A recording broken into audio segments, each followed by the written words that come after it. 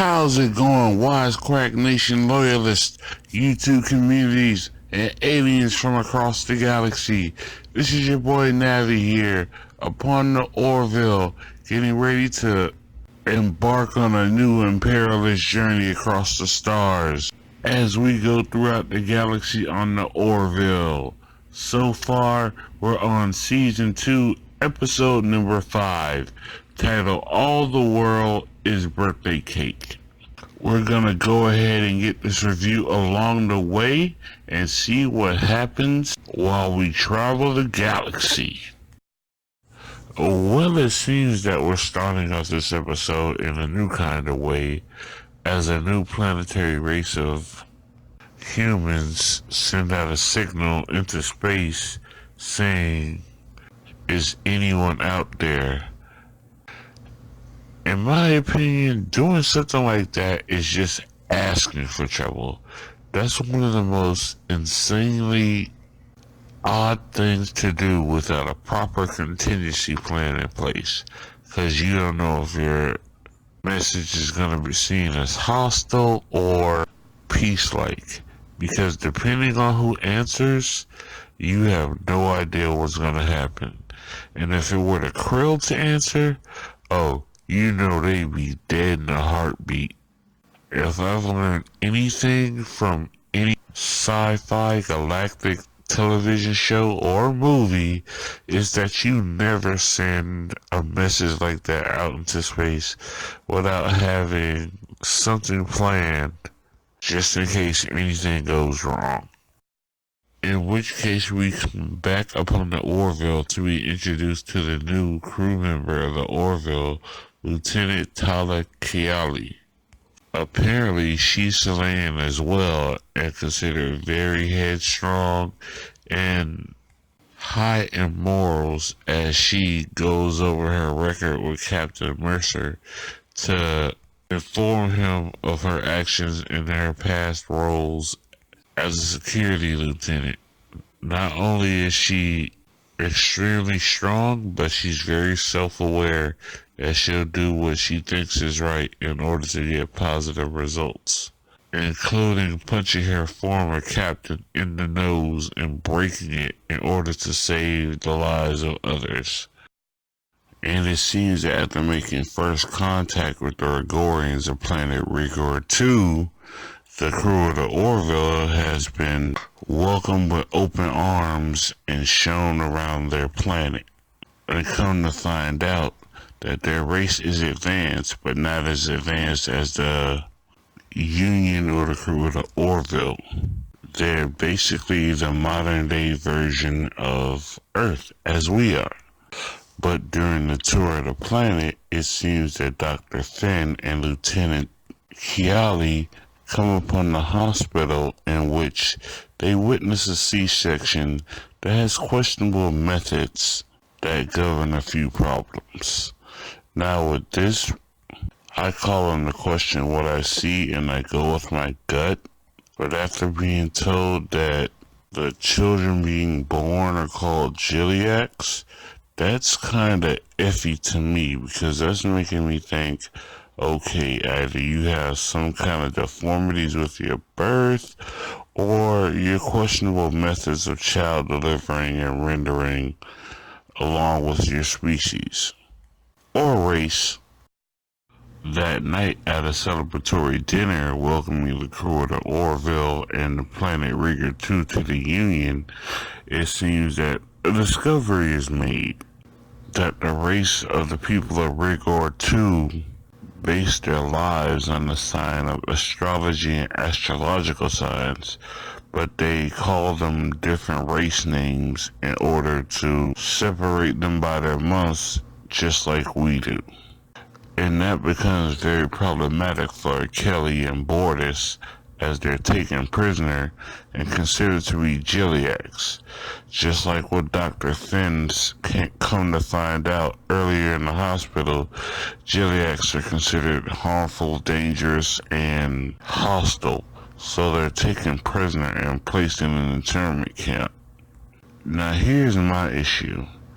If you find out something about people from a different race, You don't take them hostage, you just send them away.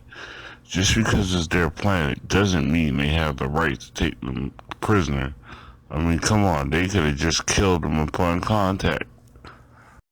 Well, what I consider to be problematic about Kelly and Borders being taken hostage is that when they're placed in the internment camp, the treatment that they receive of being demeaned and insulted just because of their astrological sign is unnecessary. And what makes things more interesting is the fact that they meet a married couple, Yukanya and Roku, in which they help them by retrieving their food rations from a prisoner that tries to bully them and steal from them. Of course, the married couple thank both Kelly and Borders for their help and notify them that even though they may want to escape, there's no way, because in that internment camp, in the entire time of that race has been alive, no one has ever escaped. That is their new home, and most likely that's where they'll live from now on.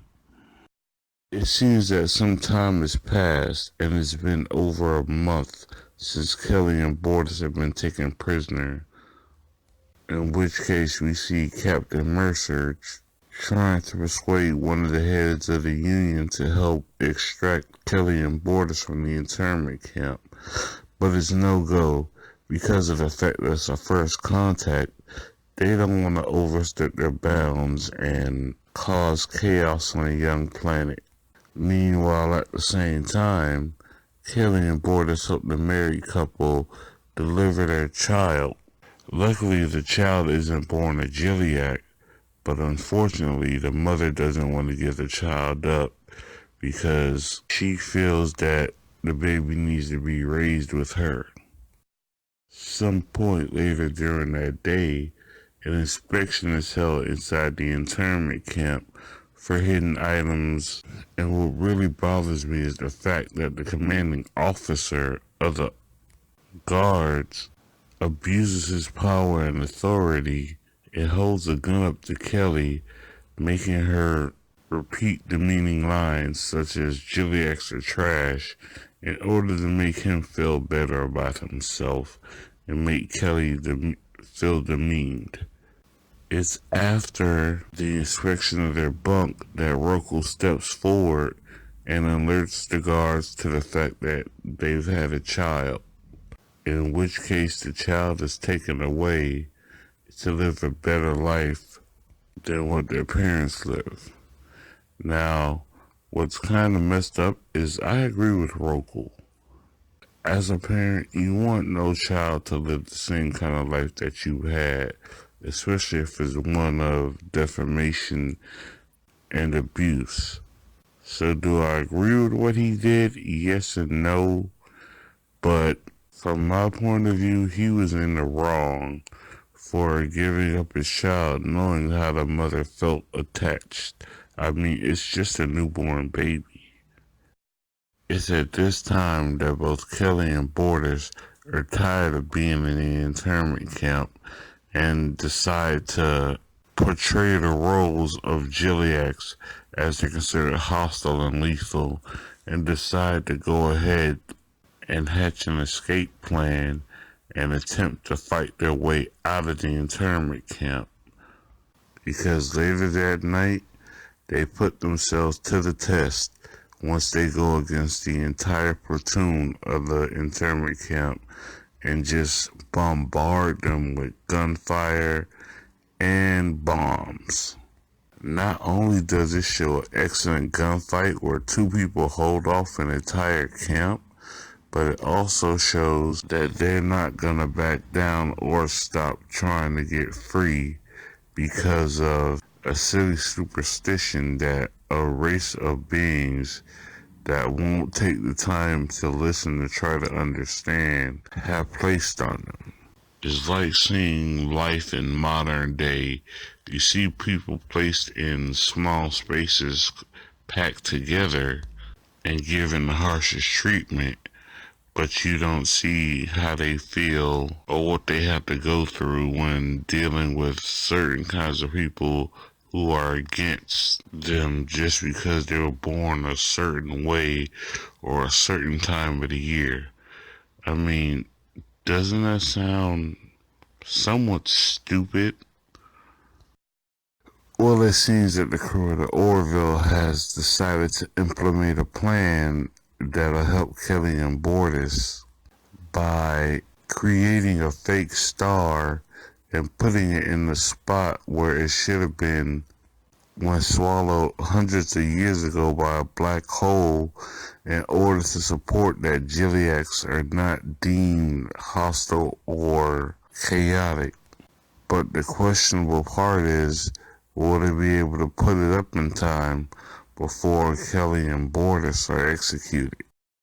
Luckily for Kelly and Bordis, the crew of the Orville are hard at work implementing Lieutenant Commander Lamar's plan in order to put a solar cell in the night sky, creating a new star in the solar system for the Gregorians in order to make them believe that the Gileads are non-hostile and non-lethal. At which point they're later freed in order to go back to the Orville. At which point the crew hold a celebratory birthday party for Kelly and Bordis as for not only their birthday but their return, in which case we learn that the Gregorians have changed the way they treated the Gileads and closed all internment camps and let them live peacefully. At which case she notifies Captain Mercer that the baby she helped deliver is back with her parents. It seems that all in all, everything has gone back to normal and they've helped an advanced society, a somewhat advanced society, be more lenient on how they treat others. My view of this episode is more religious based and historical because it takes so many depictions of everything you've seen certain people of different ethnicities and backgrounds go through, Jewish, African American, victims of war, all go through and have it jumbled in, not jumbled, but shown in together how they mistreat and mark others just because they're born at a different time, have a different background, any of that. And it takes and shows the worst of people because they fear what they don't understand.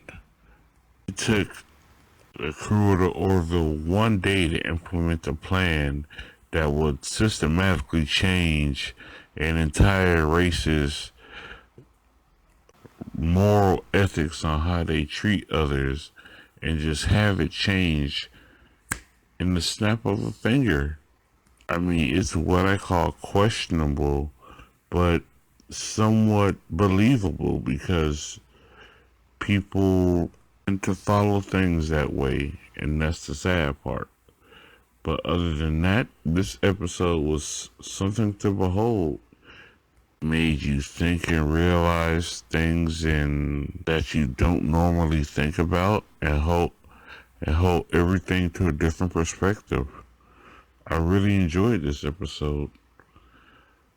But the one thing I wish they had touched upon was that commander that was in charge of the internment camp. Oh, I so would have taken him out with a bullet. I don't know why they didn't do it, but I wish they would have touched up on that. Well, Wisecrack Nation, that's my review of the Orville. Hopefully you enjoy it, and if you want to, go back and watch the episode so you can see it in its entirety. But as for right now, I'm gonna get out of here and go back upon the Orville and see where we can land next. Because things can only get better before they get worse. But for right now, be wise, crack hard, and go ahead and check out the other links in this video.